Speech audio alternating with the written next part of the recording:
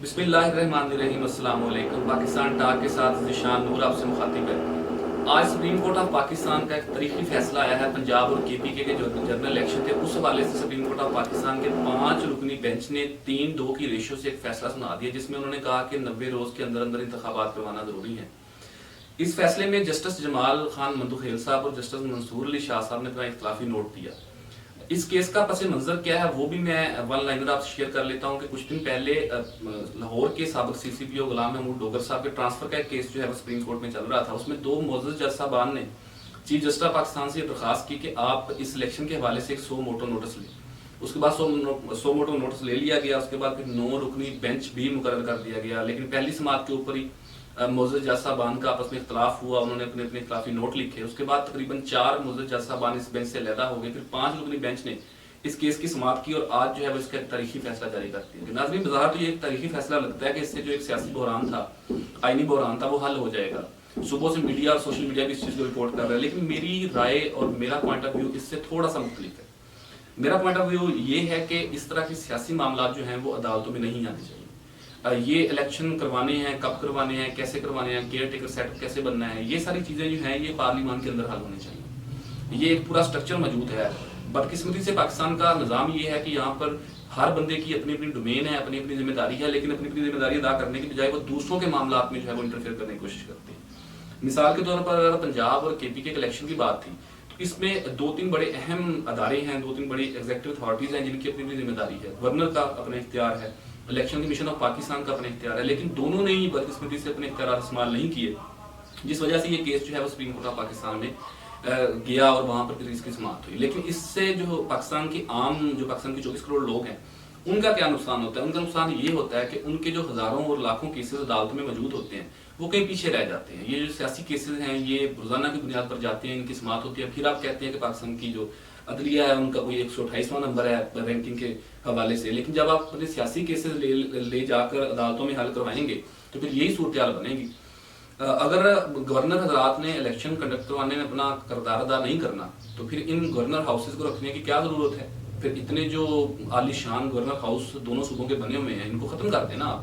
आप जो करोड़ों और अरबों रुपए इसका बजट रखते हैं सालाना गवर्नर हजरात का, ये खत्म कर दें आप, ताकि और उसके बाद जो इलेक्शन कमीशन ऑफ पाकिस्तान है उसको भी आप खत्म कर दें, ताकि ये जो अवाम का बिला वजह का पैसा ज़ाया होता है ये पैसा ज़ाया ना हो। जब भी कोई असम्बली अपना वक्त पूरा करे उसके बाद कोर्ट्स में फैसला चला, कोर्ट्स में पिटीशन चली जाए, कोर्ट इसके ऊपर फैसला सुना दे, इलेक्शन हो जाए। फिर ये तमाम एक पूरा जो स्ट्रक्चर आपने बनाया हुआ है इसको बनाने की क्या जरूरत है?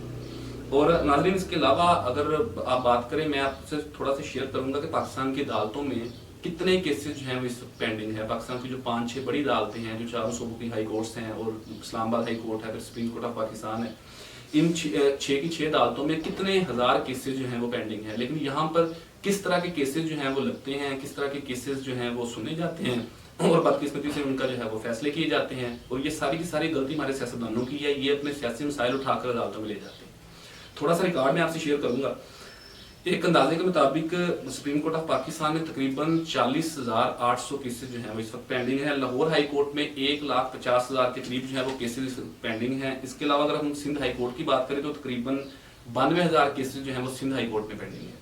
अगर हम पेशावर हाई कोर्ट की बात करें तो 29,000 केसेस जो हैं वो पेशावर हाई कोर्ट में पेंडिंग है और इस्लामाबाद हाई कोर्ट में तकरीबन 1800 केसेस जो हैं वो ज़ेर समाअत है।